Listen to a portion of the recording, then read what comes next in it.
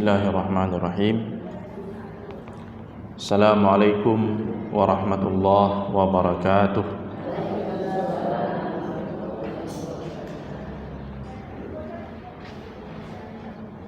Alhamdulillahi rabbil alamin. Wa bihi nasta'in ala umuri dunya wad din. Asyhadu an la ilaha illallah waliyyus salihin wa asyhadu anna Muhammadan abduhu wa rasuluh al-mab'utsu rahmatan lil alamin. Allahumma salli wa sallim wa barik ala nabiyyina Muhammad wa ala alihi wa sahbihi ajma'in. Amma ba'du.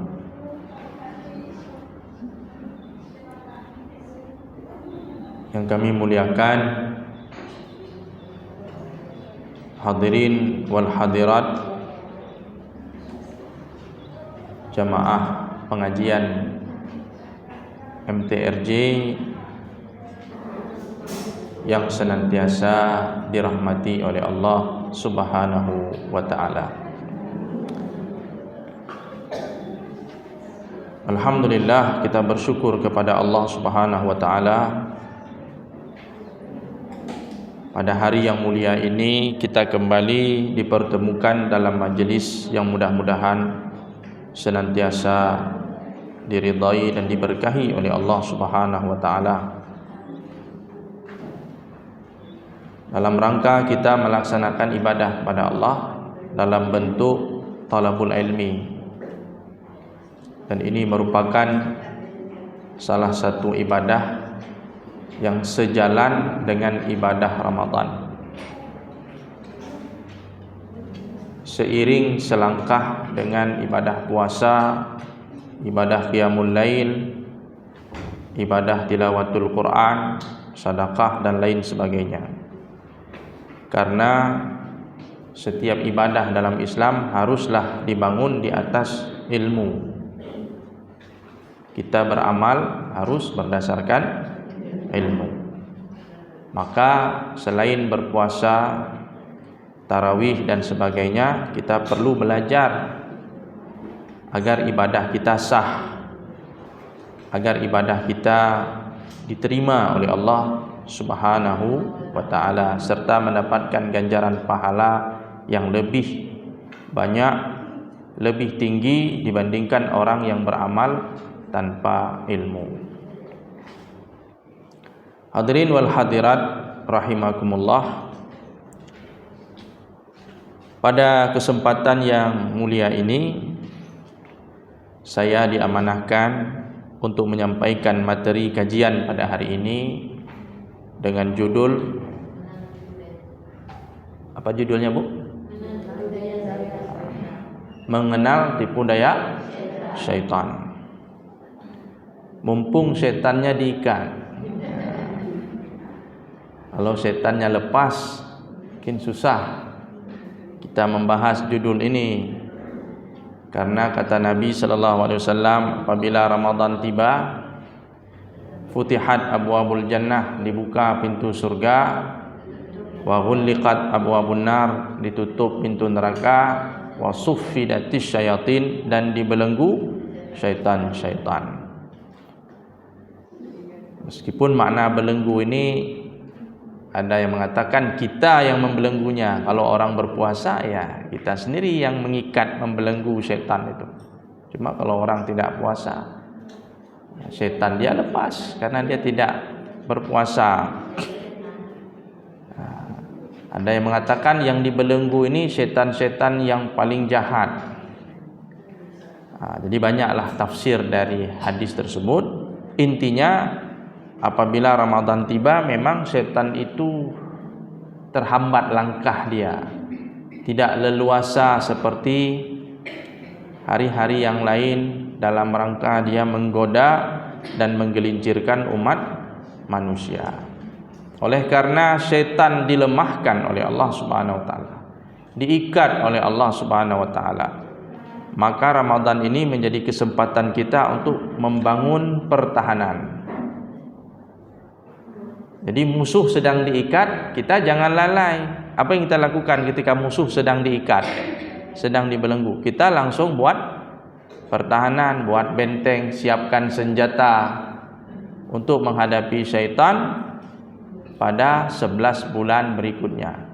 Jadi bulan Ramadan ini bulan mempersiapkan diri, memperkuat iman, memperkuat benteng pertahanan, senjata untuk menghadapi syaitan pada bulan-bulan berikutnya. Maka kalau di bulan Ramadan ini kita lalai membangun pertahanan, di bulan kapan lagi kita mau buat pertahanan? Karena di bulan lain syaitan itu sangat leluasa, sangat kuat dia. Jadi pada saat dia lemah, inilah kesempatan kita memperkuat diri.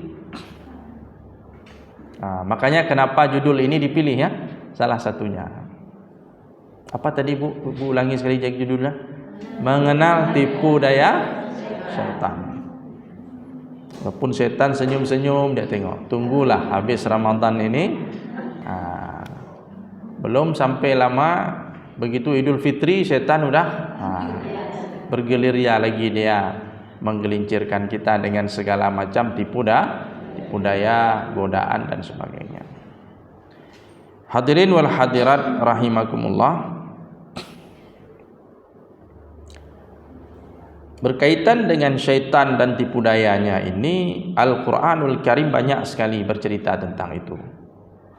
Dan hadis-hadis Nabi pun banyak menceritakan hal tersebut. Karena ini sesuatu yang berbahaya. Kalau sesuatu itu berbahaya, itu harus sering-sering diingatkan. Macam kita misalnya di samping misalnya ada tegangan tinggi, itu memang harus ditulis dari berbagai sudut. Hati-hati tegangan tinggi. Hati-hati jangan sampai anak-anak main di sekitar itu misalnya. Diperingatkan terus supaya kita waspada. Karena setan ini adalah perkara yang paling berbahaya dalam hidup manusia, maka Allah tidak bosan-bosan mengingatkan kita dalam berbagai kesempatan, di berbagai ayat dan di berbagai surah dalam Al-Quran. Makanya dalam berbagai surah itu pasti ada pesan-pesan agar kita waspada dari tipu daya syaitan. Dalam surah Al-Baqarah, dalam surah Ali Imran, dalam surah An-Nisa, diulang-ulang oleh Allah. Hati-hati ya dengan syaitan, hati-hati dengan syaitan. Kita tidak akan bahas semua karena tidak cukup waktu. Kita pilih salah satunya dalam surah Fatir ayat 6. Surah Fatir ayat 6 juz 22. Nanti bisa ibu baca dan ibu tadaburi ayat tersebut. Allah Subhanahu wa taala berfirman, a'udzubillahi minasyaitonir rajim. Innasyaitana lakum aduwwun fattakhidhuhu aduwwa. Innama yad'u hizbahu liyakunu min ashabis sa'ir. Alladzina kafaru lahum 'adzabun syadid. Walladzina amanu wa 'amilus solihati lahum maghfiratun wa ajrun kabir.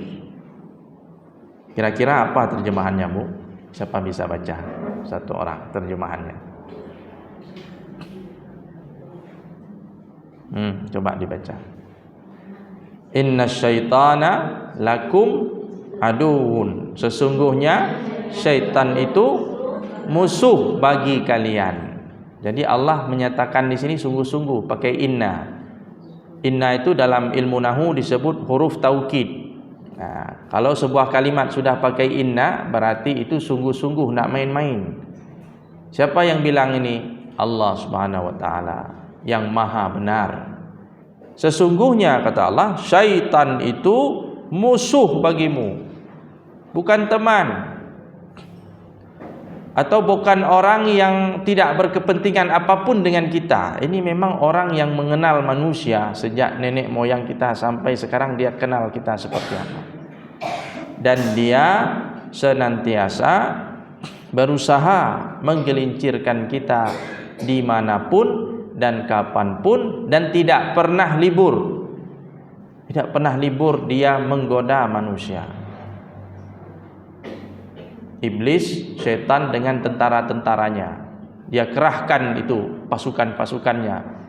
Kalau kita mungkin kerja ada hari libur, Bu ya, Sabtu, Minggu. Kalau setan itu setiap hari kerja, fingerprint selalu dia itu.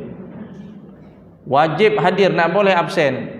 Kerjanya apa? Menggoda manusia, menggelincirkan manusia. Karena dia sudah bersumpah di hadapan Allah, aku akan menggelincirkan mereka ya Allah sampai hari kiamat.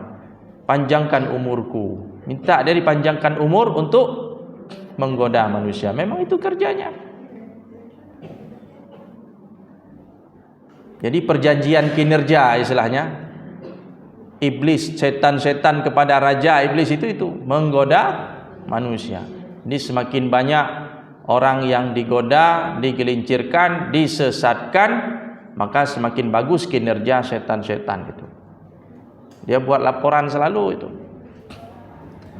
Ada yang melapor, saya berhasil membuat si fulan tidak sholat.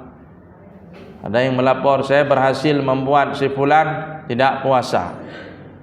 Ada yang melapor, saya berhasil membuat si fulan mengupat. Sedang puasa sedang mengaji mengupat misalnya. Jangan ibu pikir sedang ngaji tidak ada setan, setan pun ikut dia.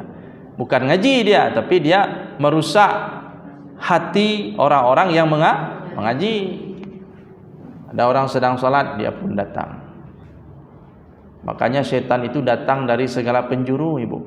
Sebagaimana disebut oleh Allah dalam surah Al-A'raf, summa la'atiyannahum min baini aydihim wa min khalfihim wa an aymanihim wa an syama'ilihim wa la tajidu aktsarahum syakirin. Kemudian aku pasti akan mendatangi mereka, kata setan, artinya menggoda manusia, min baini aydihim, dari arah depan. Maksud arah depan ini adalah dari sisi akhirat. Setan datang menggoda kita dari sisi akhirat. Arti sisi akhirat apa? Dibuat supaya kita tidak rindu kepada akhirat. Dibuat kita supaya tidak cinta kepada akhirat.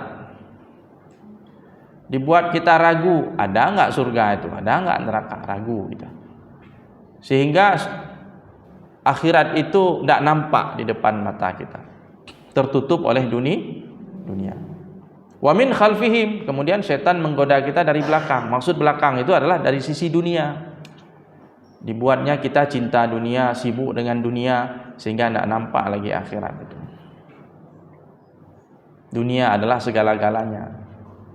Jadi dibuat oleh setan sedemikian rupa supaya hidup kita ini hanya untuk dunia, lupa dengan akhirat. Wa an aymanihim, kata Allah, dan setan akan datang lewat sebelah kanan dari kebaikan, amal soleh. Ada enggak orang melakukan amal soleh digoda setan? Ada. Contohnya mana? Contohnya diri kita masing-masing. Ibu waktu salat pernah tidak khusyuk? Atau salah tanya? Pernah khusyuk? Nah, ada pertanyaan. Kalau pernah tidak khusyuk berarti selalu khusyuk. Ada sesekali Ustaz tidak khusyuk. Kadang-kadang salah tanya. Pertanyaan yang mungkin tepat, pernah khusyuk? Nah, yang sering kita kan tidak khusyuk. Tidak khusyuk. Padahal sedang salat itu. Nah, datang setan membuat kita tidak fokus, tidak khusyuk di dalam salat. Itu permainan setan. Makanya ibu kalau hilang apa-apa itu salat aja sebentar. Salat itu, dalam salat itu teringat, kunci di sini. Itu memang penyakitnya itu. Begitu salat ingat semua, keluar ide-ide semua itu. Nah, itulah setan itu. Waktu sedekah dia goda kita dari sisi keikhlasan dan riaknya. Bermain dia di dalam hati kita, dihembuskan dalam hati kita. Supaya kita tidak ikhlas, supaya riak, supaya diekspos, supaya orang semua tahu. Jadi bermain di dalam keikhlasan. Maka ikhlas itu berat. Bukan artinya orang yang mengumumkan sedekah itu tidak ikhlas, belum tentu. Ada juga orang mengumumkan sedekah tapi ikhlas. Tujuan dia itu supaya orang lain ingat. Supaya orang yang malas sedekah itu terdorong untuk mau bersedekah, atau yang lupa bayar zakat teringat, udah wajib bayar zakat. Jadi orang diingatkan, atau ingin memberikan contoh bagi yang lain, tidak ada masalah. Tapi hati-hati ya, setan bermain. Waktu kita baca Quran pun datang, makanya disuruh sebelum baca Quran itu, fa idza qara'tal Quran fasta'iz billahi minasyaitonir rajim. Apabila kamu ingin membaca Al-Quran, maka berlindunglah dari gangguan setan. Loh Ustaz, Quran kan ibadah, kok bisa datang setan? Itu tadi Allah mengatakan bahwasanya setan datang lewat sebelah kanan dari kebaikan-kebaikan kita. Dibuat supaya puasa kita batal atau ibadah kita batal, atau setidaknya walaupun tidak batal, ibadah kita ditolak oleh Allah, tidak diterima oleh Allah Subhanahu wa ta'ala. Jadi setan itu bermain lewat ibadah. Maka hati-hati dengan segala macam tipu daya syaitan. Kadang-kadang ibu, dibuatnya kita memprioritaskan satu ibadah supaya kita tertinggal ibadah yang lebih penting. Nah, misalnya orang melaksanakan ibadah haji itu, mencium Hajarul Aswad kan bagus ya, sunnah ya. Tapi gara-gara mencium Hajarul Aswad kita bisa menzalimi orang lain misalnya. Itu setan kita digoda supaya cium. Walaupun kamu harus sikut orang, geser orang, melukai orang, tidak apa-apa, itu kan sunat, itu bagus. Kadang-kadang gitu, disuruh kita melakukan perbuatan sunat, tapi di situ sudah ada unsur menyakiti orang lain. Dia bermain dari sisi prioritas tadi. Kadang-kadang disuruhnya kita sholat sunat banyak-banyak supaya tinggal sholat subuh. Udah capek sholat malam, ya, nggak sanggup lagi bangun subuh. Jadi yang sunat disuruh buat supaya tinggal yang wajib, padahal yang prioritas yang wajib. Nah, begitulah setan itu kerjanya itu. Jadi banyak perangkap-perangkap dia. Kemudian kata Allah, wa'an syama'ilihim, setan juga bisa datang lewat sebelah kiri. Maksud sebelah kiri dari sisi kejahatan atau keburukan. Misalnya kita sudah buat dosa, buat salah, setan datang bilang, alah itu kecil, itu kan dosa kecil, nanti tobatnya enak, itu nggak apa-apa. Dia bilang, sehingga kita menganggap remeh dosa. Itu kan dosa kecil, nanti tobatnya mudah, nggak apa-apa, sekali-kali nggak apa-apa. Nah, itu bisikan setan lewat keburukan. Atau orang yang sudah terlanjur buat dosa, sudah terlanjur membunuh, setan datang, kamu udah terlanjur kotor, kamu tidak mungkin jadi orang baik. Tidak usah coba-coba berpikir jadi orang baik. Tengok semua manusia sudah menganggap kamu jahat. Ya udah sekalian aja jadi orang jahat. Nah, jadi setan membuat kita putus asa dari rahmat Allah, sehingga kita tidak mau bertobat. Nah, jadi itu semua adalah bisikan setan dan permainan ataupun perangkap-perangkap iblis yang harus kita waspadai. Wala tajidu aktsarahum syakirin, dan kamu tidak mendapati kebanyakan mereka menjadi orang yang bersyukur. Jadi tujuan setan itu supaya kita kufur. Tujuan dia adalah supaya kita kufur nikmat, kufur dari agama Allah, dan kita tidak mensyukuri nikmat-nikmat Allah Subhanahu wa taala. Ibu-ibu yang dirahmati Allah Subhanahu wa taala, kita lanjutkan ayat yang dalam surah Al-Fatir tadi, bahwasanya setan itu adalah musuh yang nyata bagi kalian. Tidak pernah dia mau berdamai dengan manusia. Selalu saja dia berpikir untuk mencelakakan kita. Ya. Fattakhizuhu aduwa, maka jadikanlah dia sebagai musuh. Nah, persoalannya begini, Ibu. Setan itu musuh, tapi banyak orang yang tidak menganggapnya sebagai musuh. Termasuk kita juga. Setan itu musuh, tapi bisikan-bisikannya kok sering kita ikuti. Berarti kita tidak menjadikannya sebagai musuh. Padahal hakikat dari setan itu adalah musuh, kata Allah. Dari sejak dulu sampai sekarang dan sampai masa yang akan datang, tidak pernah berubah iblis itu menjadi kawan. Tetap dia sebagai musuh. Maka kata Allah, jadikanlah dia sebagai musuh. Jangan pernah menjadikannya sebagai teman. Jangan pernah berdamai dengan iblis, karena iblis tidak pernah akan mau berdamai dengan manusia. Dia sudah bersumpah di hadapan Allah untuk menggelincirkan Nabi Adam, menggelincirkan anak cucu Nabi Adam sampai akhir zaman. Maka apapun yang diberikan oleh iblis dalam bentuk yang indah-indah, jangan percaya, karena itu dari musuh. Ibu, kalau ada musuh yang paling musuh bebuyutan istilahnya, yang paling benci sama ibu, tiba-tiba dia ngantar makanan, makanannya enak, mau ibu makan makanan itu? Ngeri kan? Paling-paling kita suruh makan kucing, coba makan si meong nih, tiba-tiba mati pula meong. Rupanya dalam makanan itu ada racun. Nggak berani kita sembarangan. Kenapa? Karena yang ngasih itu adalah musuh yang paling jahat. Walaupun dia senyum depan kita, dia kasih makanan, ingat ada sesuatu dalam makanan itu. Ini apalagi syaitan yang bilang ini Allah yang maha benar, yang mengetahui tentang siapa iblis itu, karena iblis ini makhluk Allah ya. Maka tidak ada cara berdamai. Makanya para ulama mengatakan hanya ada dua pilihan dengan syaitan itu, memeranginya atau kita yang akan ditaklukkannya. Jadi ibarat kita melawan syaitan itu seperti kita mendayung perahu melawan arus. Mau tidak mau harus dayung. Kalau enggak ya udah kita terbawa. Tidak ada jalan tengah, Bu. Karena enggak ada istilahnya prinsip itu surga neraka, enggak ada tengah. Kalau kita lawan setan berarti masuk surga, kalau kalah dengan setan masuk neraka, enggak ada jalan tengah. Bayangkan Ibu, sehebat-hebat musuh di dunia ini masih ada kesempatan kita berdamai, gencatan senjata. Misalnya orang Islam musuh dengan Israel kan, dengan Bani Israel, dengan Yahudi. Mereka musuh sekali dengan umat Islam, tapi ada masa berdamai, ada masa kita gencatan senjata kan. Walaupun nanti saling serang dan seterusnya. Tapi dengan iblis tidak ada istilah gencatan senjata, tidak ada istilah damai.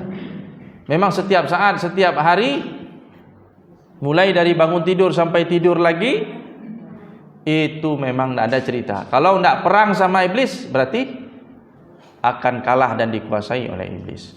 Jadi berat perjuangan kita manusia, Bu. Makanya tema kita hari ini rasanya penting untuk kita bahas, sehingga kita tahu seluk-beluk dari tipu daya syaitan. Ibu tahu syaitan itu dari kata apa? Syaitan itu dari kata syatana, artinya jauh. Sesuatu yang jauh dari rahmat Allah. Jadi syaitan itu dari namanya aja udah nggak bagus. Belum lagi perangainya. Syaitan itu sesuatu yang jauh dari rahmat Allah. Ada juga yang mengatakan dari kata syata yashitu, sesuatu yang terbakar, yang hangus, yang panas. Ya. Itu secara bahasa ya. Secara istilah syaitan itu segala sesuatu yang membangkang terhadap perintah Allah, terutama dari kalangan jin. Jadi syaitan itu biasanya dari jin. Namun tidak menutup kemungkinan ada juga syaitan dari kalangan manusia. Makanya dalam surah dikatakan minal jinnati wan nas, dari kalangan jin dan manusia. Ada juga syaitan dari kalangan manusia. Orang-orang yang sudah dipengaruhi oleh iblis, oleh syaitan untuk menggoda manusia, untuk memusuhi agama, untuk memusuhi Islam. Makanya di bulan Ramadan ini syaitan dari kalangan jin memang dirantai, tapi syaitan dari manusia, siapa yang mau rantai, Bu? Dia buat konten tayangan di media misalnya yang bisa merusak puasa kita, pahala puasa kita, siapa yang mau tahan itu? Tidak ada. Ya itu kan syaitan dari kalangan manusia. 11 bulan dia di training oleh syaitannya jin itu untuk merusak ibadah kita. Maka hati-hati. Jadi kewaspadaan kita bukan hanya dengan syaitannya jin, tapi ada syaitan dari kalangan manusia yang memiliki fikrah, pemikiran, visi misi untuk merusak kita, merusak generasi kita, merusak ibadah kita, merusak iman kita. Ini yang harus kita waspadai. Kalau setan yang satu lagi bisa lari dengan ayat kursi, kalau ini setan manusia, tidak ada ayat yang bisa membuat apa mereka. Itu kita waspada. Dia bermain di balik berbagai macam agenda-agenda, program-program yang bisa menjauhkan kita dari agama Allah Subhanahu wa taala. Ini yang paling berbahaya tuh. Jadi setan merusak kita melalui manusia yang seperti kita, hidup bersama kita, hidup di tengah-tengah kita, makan seperti kita, berinteraksi, bergaul, berkomunikasi sehari-hari dengan kita, tapi tujuannya jahat, ingin menjauhkan kita dari agama Allah Subhanahu wa taala. Maka harus waspada. Kemudian pada potongan ayat berikutnya Allah Ta'ala mengatakan innama yad'u hizbahu liyakunu min ashabis sa'ir. Sesungguhnya setan itu hanya, pakai innama. Kalau udah ada innama itu artinya hanya. Setan itu hanya mengajak kelompoknya, orang-orang yang mengikutinya itu supaya mereka menjadi penghuni neraka. Setan tidak mau mengajak kita ke tempat lain kecuali ke neraka. Jadi nggak ada ceritamu. Dan setan tidak memilah-milah. Pokoknya semua orang diajak ke neraka untuk menemani dia di sana. Oleh karena itu ada dua golongan manusia, alladzina kafaru lahum adzabun syadid, orang-orang yang kafir, yang kufur, yang ingkar, yang mengikuti setan, bagi mereka azab yang sangat pedih. Walladzina amanu wa amilus shalihat lahum maghfiratun wa ajrun kabir. Adapun orang yang beriman dan beramal saleh, bagi mereka maghfirah, ampunan dan pahala yang besar. Ini orang yang beriman dan beramal saleh berarti orang-orang yang tidak mau mendengarkan godaan syaitan. Mereka mendapatkan ampunan dan pahala yang besar. Pahala yang besar di sini maksudnya surga. Allah berikan surga kepada orang yang membangkang perintah-perintah syaitan. Mudah-mudahan kita termasuk golongan yang kedua ini, orang-orang yang beriman dan beramal saleh. Ibu-ibu yang dirahmati Allah Subhanahu wa taala, berikutnya kita akan coba melihat secara lebih terperinci apa saja kiat-kiat syaitan atau tipu daya syaitan menggoda atau menggelincirkan kita manusia. Yang pertama, Ibu, ada yang disebut atau diistilahkan dengan tazyin. Tazyin. T-A-Z-Y-I-N. Tazyin bahasa Arab ya. Tazyin itu apa? Ini salah satu cara setan menggoda kita. Tazyin itu artinya menghiasi. Jadi supaya kita tergoda, terbujuk, tergelincir, syaitan melakukan tazyin, menghiasi. Apa yang dihiasi? Yang dihiasi itu adalah yang buruk-buruk, dihias, didekor sehingga menjadi menarik. Nah, paham Bu ya? Maksud dari setan itu? Ibu pernah tengok nggak video itu ada orang buat makanan nugget itu dari daging busuk. Daging udah busuk, kemudian disemprot cairan apa gitu, kimia gitu, kemudian udah itu dicampur penyedap ini itu sebagainya, dianu sama tepung, kemudian digoreng, cantik luar biasa. Tapi isinya daging busuk. Jadi daging busuk itu bisa dihiasi sedemikian rupa, dimodif sehingga menjadi makanan yang menggiurkan. Nah, itu cara setan. Bukan setan buat nugget, bukan. Nah, ya, maksudnya gitu contoh. Jadi ada perbuatan buruk, perbuatan maksiat dibuat indah sedemikian rupa supaya orang tertarik, tertipu. Nah, itu cara setan, Bu, tazyin. Sesuatu itu buruk tapi dibuat menjadi indah. Misalnya itu budaya orang kafir misalnya. Budaya pergaulan bebas, budaya minum khamar, budaya macam-macam itu yang tidak sesuai dengan agama kita. Dibuat seolah-olah menjadi indah. Itu kerjaan setan dibuat jadi indah. Sehingga apa? Banyak orang Islam tertipu. Dia bilang, kalau kita mau maju seperti barat, kita harus tinggalkan budaya kita. ikutlah budaya barat. Gimana budaya barat? Kalau makan pakai tangan kiri, nah, misalnya, ya, nggak usah baca doa. Kalau kita mau maju, jangan pakai jilbab, hijab nih terbatas sekali kita. Mobilisasi kita itu nggak lancar, sibuk dengan hijab, dibuatnya. Jadi kalau kita mau maju, ini kata mereka, bukan kata saya. Kalau mau maju, tinggalkan Islam, ikutlah budaya barat. Contoh mereka. Kan kita mau maju seperti mereka. Nah, ini salah satu bentuk tazyin. Di perbuatan buruk menjadi indah. Kalau dalam istilah lain, minyak babi cap onta. Minyaknya minyak babi, tapi ditaruh capnya, ini minyak babi cap onta. Orang tengok ininya, labelnya, oh cap onta lagi. Taunya isinya babi. Nah, itu kerja setan itu. Karena kalau yang buruk itu tidak dihiasi, mana mau orang itu? Ya kan? Dibuat sedemikian rupa indah, rupanya isinya bangkai semua. Nauzubillah summa nauzubillah. Ini salah satu cara setan. Apa cara tadi? Tazyin.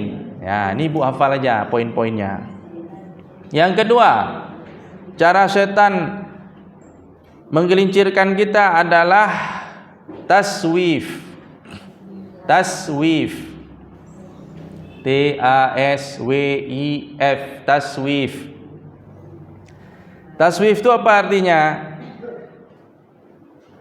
Taswif itu setan menggoda kita supaya kita menunda-nunda kebaikan, menunda-nunda taubat. Ketika ada orang mau taubat, itu apa cepat kali taubat? Umur masih 20 tahun.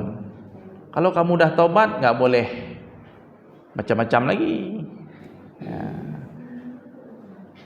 Harus di masjid selalu, harus di pengajian selalu. Kamu kan masih muda, kamu kan perlu menghabiskan masa muda bersenang-senang dan sebagainya. Nanti aja tobat. Kapan? Umur 60 tahun. Alah, ke pengajian masih muda, ngapain ngaji? Nanti udah jadi nenek-nenek baru pergi mengaji. Jadi taswif dibuat sama setan supaya kita menunda kebaikan. Lupa kita, umur kita tidak menunggu sampai nenek. Yang namanya ajal, dia bisa datang menjemput siapa saja. Namanya taswif. Begitu juga taubat. Orang mau taubat, alah nanti aja taubat. Jadi kalau udah taubat payah. Termasuk ibu, ada orang nggak mau pergi haji cepat-cepat karena itu. Cepat kali dipanggil Bu Hajah, Pak Haji, tidak bisa bebas lagi kita. Alah nanti ajalah naik haji, udah umur udah tua, udah pensiun, nanti baru naik haji. Taswif itu kerjaan siapa itu? Syaitan. Hati-hati Bu, kadang-kadang dia bermain di situ. Udah dua ya. Berikutnya tahwin. Tahwin. Tahwin. Tahwin. Tahwin itu ibu upaya setan membuat kita menganggap remeh, menganggap enteng suatu dosa. Namanya tahwin. Makanya tadi ada istilah nggak apa-apa itu kan dosa kecil. Nggak apa-apa, kan bisa taubat nanti, nggak masalah. Ibu kan ibadahnya udah banyak, zikir udah banyak, Quran udah banyak. Alah buat maksiat sekali kan nggak apa-apa. Berapalah maksiat itu? Nanti waktu ditimbang-timbang banyaknya ibadah ibu dibandingkan maksiat.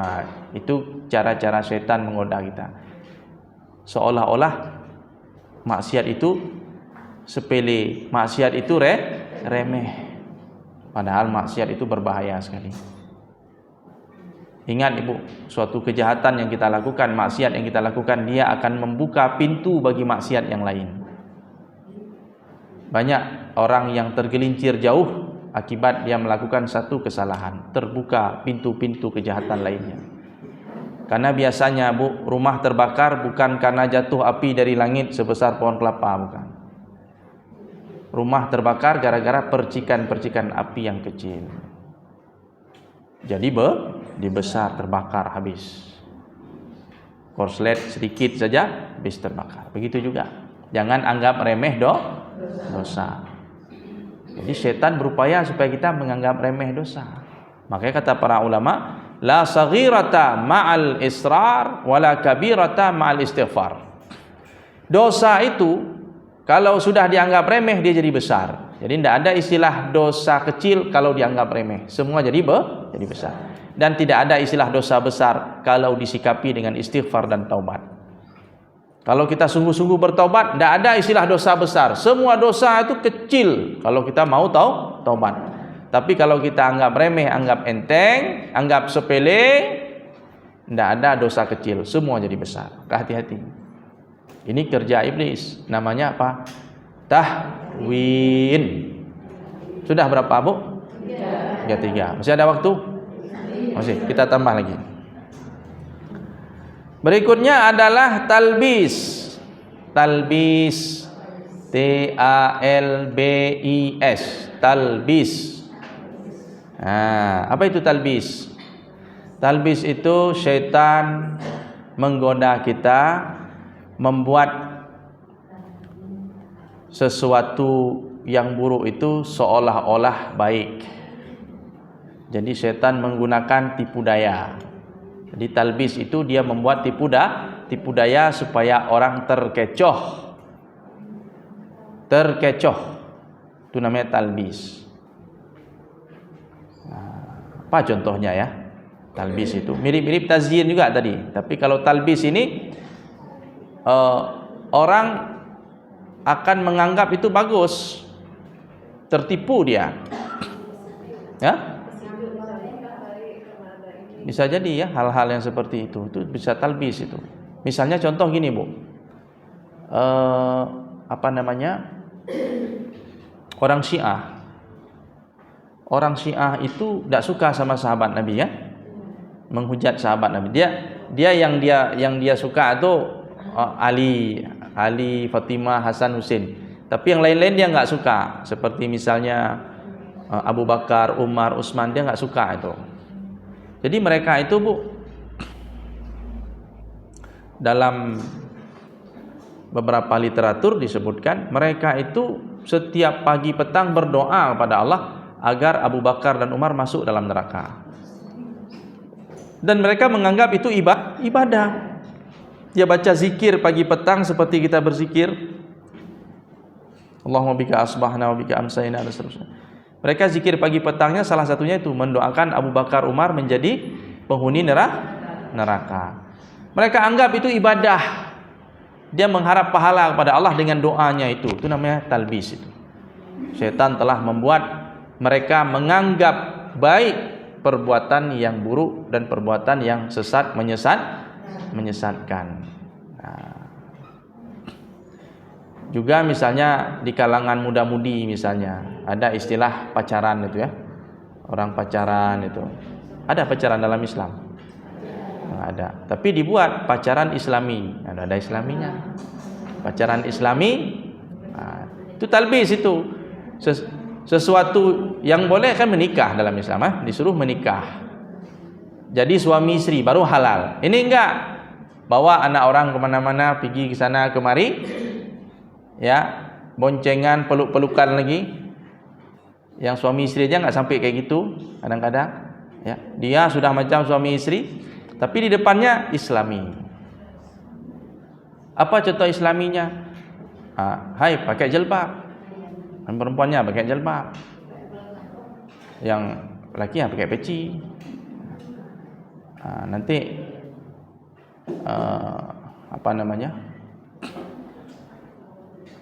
apa sih pacaran Islami itu seperti itu? Ada itu? Anda ada. Kata Allah, wala talbisul haqqa bil batil. Jangan campur adukkan yang benar dengan yang batil. Jangan campur adukkan yang benar dengan yang batil. Yang benar tidak akan pernah bersanding dengan yang batil. Enggak bisa. Maka kita jaga itu anak-anak kita. Kadang-kadang itu permainan, iblis bermain itu. Pak Ustadz, kami kan baik-baik aja, bahkan saling mengingatkan lagi. Udah tahajud, udah duha, ada puasa hari ini. Kadang-kadang setan bermain lewat itu, Bu. Pesannya pesan-pesan kebaikan. Tapi dia mencoba supaya hubungan dua insan ini terjalin dalam hubungan yang tidak halal. Pacaran sampai bertahun-tahun, enggak nikah-nikah. Yang halal itu kan nikah. Ini enggak, dibuatnya dia hati bermain. Kalau sudah begitu nanti terjadi zina mata, zina telinga, macam-macam. Itulah bentuk talbis tadi itu. Jadi hati-hati. Ada kadang-kadang kebatilan itu dibungkus dalam seolah-olah itu bagian dari syariat, padahal itu ada sesuatu yang berbahaya di situ. Ada tipu daya iblis yang bermain di situ. Nauzubillah, summa nauzubillah. Nanti pas kejadiannya baru kita sadar. Karena iblis itu ketika menggoda orang dia nggak langsung-langsung, Bu. Iblis itu nggak goda orang langsung berzina, enggak. Pelan-pelan dia. Pelan-pelan sampai ke tahap yang paling parah, seseorang akan terjerumus. Maka waspada dengan tipu daya setan ini. Hati-hati. Makanya Nabi juga pernah misalnya mengatakan alhamu al-maut. Ipar-iparan itu bisa mendatangkan bahaya kematian. Arti kematian itu bahaya secara agama. Kita kadang-kadang sering itu berduaan dengan abang ipar atau kakak ipar dan seterusnya. Alasannya apa? Allah itu kan macam abang sendiri juga. Padahal agama sudah mengatur. Datang ke rumah misalnya kan, di rumah suami nggak ada, abang suami bisa datang ke rumah, kita sambut di rumah nggak ada siapa-siapa, itu dalam agama nggak boleh seperti itu.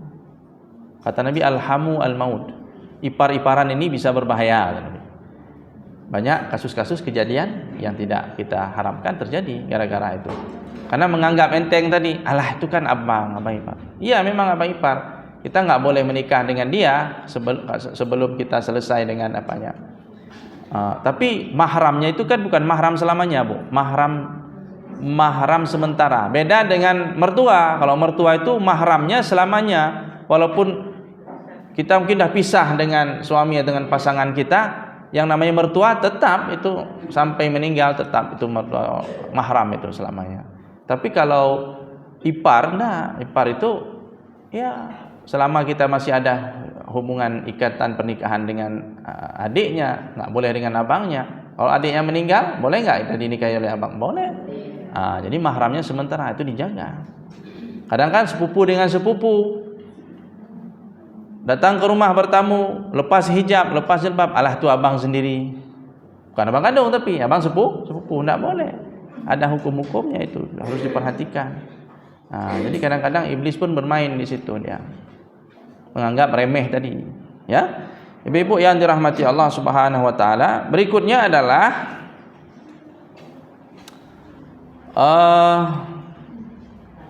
namanya tai'is. Tai'is. T-A-I-Y-A, Tai'is.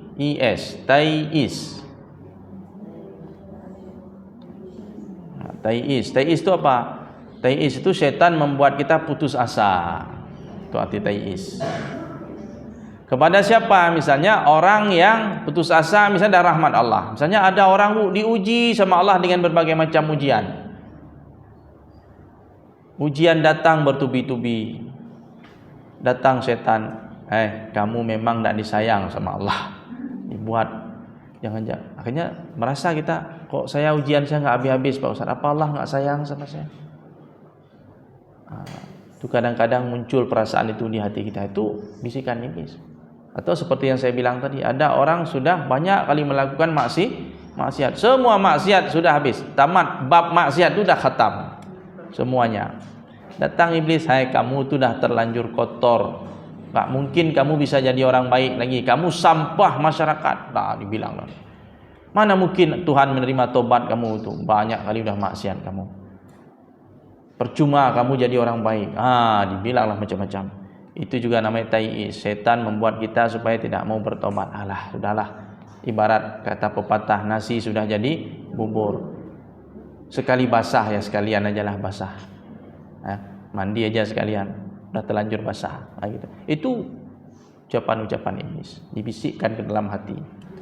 Kan ibu masih ingat kisah seorang yang membunuh 100 nyawa itu kan? 99 nyawa pertama apa ya? Dia datang sama seorang abid, bukan alim, dia enggak ngerti tapi ahli ibadah. Makanya orang sibuk-sibuk ibadah ini enggak punya ilmu, itulah kejadiannya. Dia bilang, "Saya boleh taubat enggak? Bisa enggak? Saya mau taubat." "Emang dosa kamu apa?" 99 nyawa sudah saya bunuh. Oh, enggak ada cerita lagi. Allah tidak akan menerima taubatmu. Ini setan juga nih macam ini. Macam setan juga ada. Kadang enggak ngerti. Makanya orang yang enggak punya ilmu bisa-bisa jadi macam setan dia tanpa dia sadari. Kok berani-berani dia mengatakan kamu tidak bisa lagi taubat. 99 nyawa sudah melayang. Akhirnya si orang ini pun karena tadi ya sudahlah, enggak mau jadi orang baik, enggak ada jalan. Tanggung 99, napin aja satu lagi. Akhirnya yang di depan itu jadi korban kebodohannya. Dah pas 100 ya. Rupanya entah macam mana hati ini pun rindu ingin jadi orang baik, ingin jadi orang yang taubatlah kepada Allah. Akhirnya tanyalah siapa, saya mau taubat, siapa yang bisa bimbing. Akhirnya dapatlah guru yang tepat, orang yang alim. Gimana? Mau taubat nih Pak Ustaz. Apa emang dosanya? 100 nyawa udah melayang. Orang alim ini santai aja karena dia tahu. Ya, taubatlah. Siapa yang menghalangimu dari taubat? 100 nyawa itu kecil bagi Allah kalau kamu sungguh-sungguh bertobat. Oh, mantap ini berarti ustaznya nih. Akhirnya dibimbinglah. Kamu kalau mau tobat, serius tobat, tinggalkan pergaulanmu yang lama. Hijrah. Ini hijrah perbuatan, hijrah lingkungan. Ayo saya tunjukkan kamu pergi ke kampung sana, negeri sana, di sana orang baik-baik. Hidup dengan mereka, ibadah dengan mereka. Supaya kamu betul-betul jadi orang baik. Jangan lagi kembali ke lingkungan lama, pergaulan lama. Ikut dia nasihatnya, luar biasa. Sampai dalam tengah perjalanan meninggal. Allah terima enggak tobatnya? Allah terima tobatnya. Padahal dia belum buat kebaikan apapun, baru mau tobat. Tengok. Kalau kita ikut kata syaitan tadi gimana? Ya udah, enggak akan pernah kita bertemu dengan pintu taubat itu. Udah jadi bejat, kaplat selama-lamanya. Kalau kita ikuti kata-kata syaitan itu. Tapi karena kita ikuti kata Allah, kata Rasul, kata para ulama yang rasikhin, kita selamat.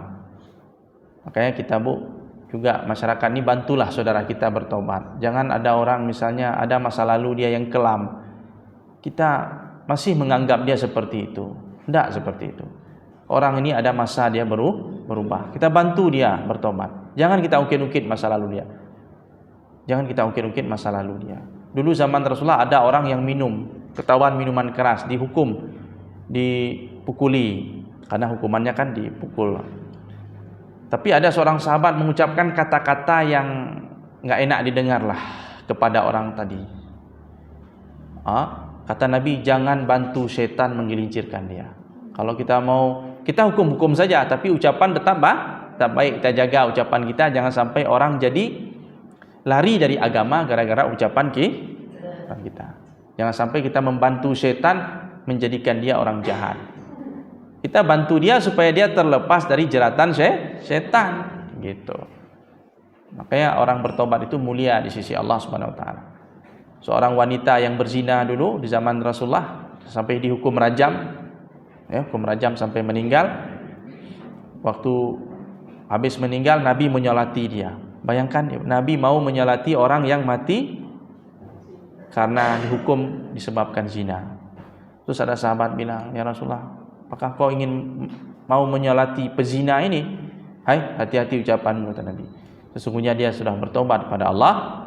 Taubatnya itu kalau dibagikan kepada 70 pelaku dosa besar cukup. Taubat dia sendiri cukup untuk 70 orang pelaku dosa besar.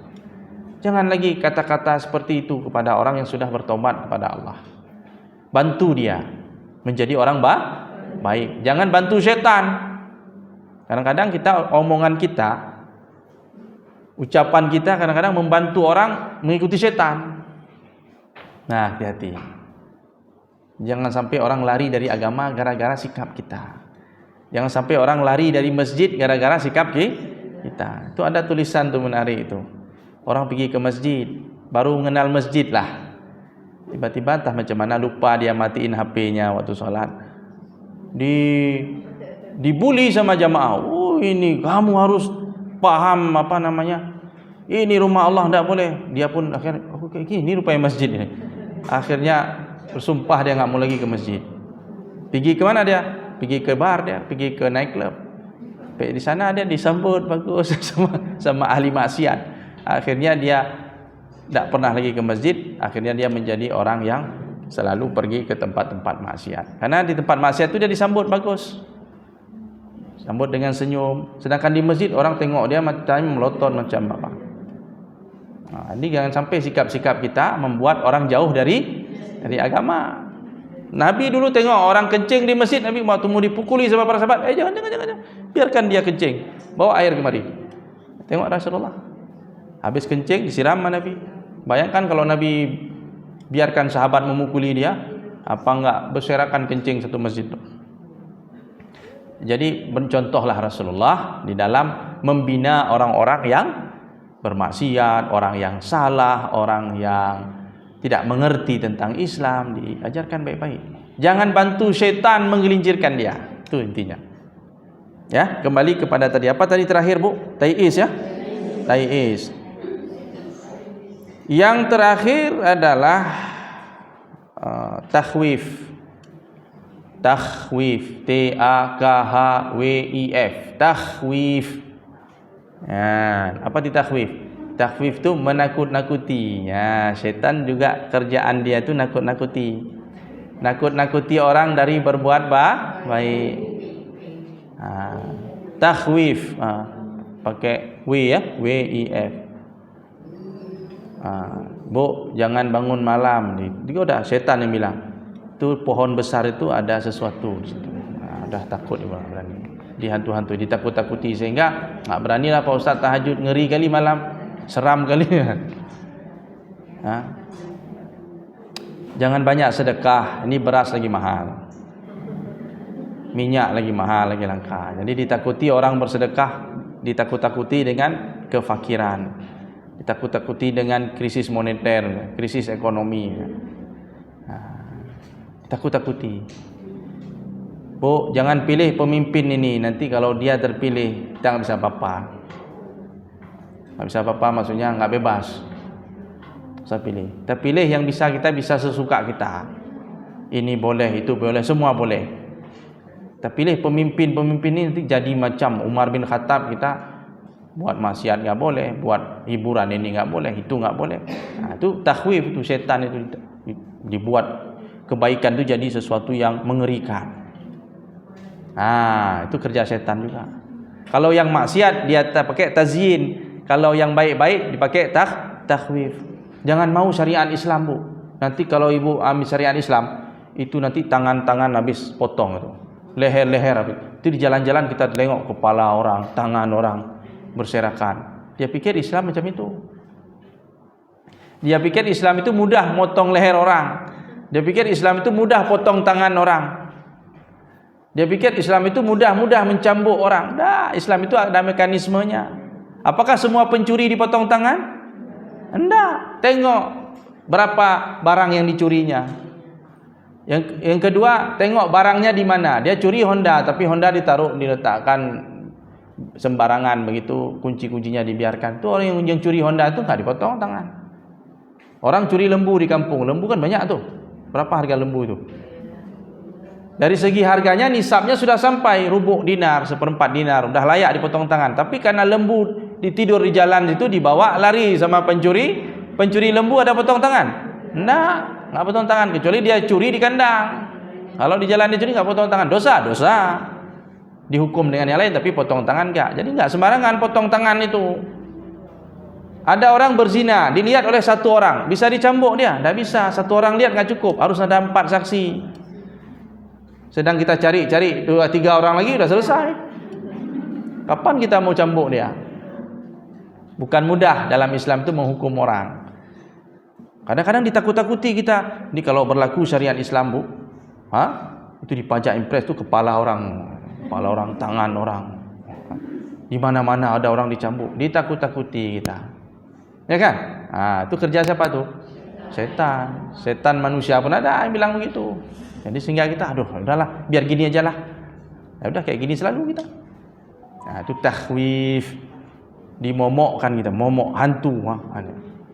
Untuk kebaikan, tapi kalau untuk maksiat, tazyin, dibuat indah. Padahal di dalamnya ada bahaya yang sangat mengancam. Demikian ibu-ibu yang dirahmati Allah, saya rasa cukup untuk pemaparan awal. Judul kita pada hari ini terkait dengan tipu daya syaitan ataupun iblis. Demikian, billahi taufik wal hidayah. Wassalamualaikum warahmatullahi wabarakatuh.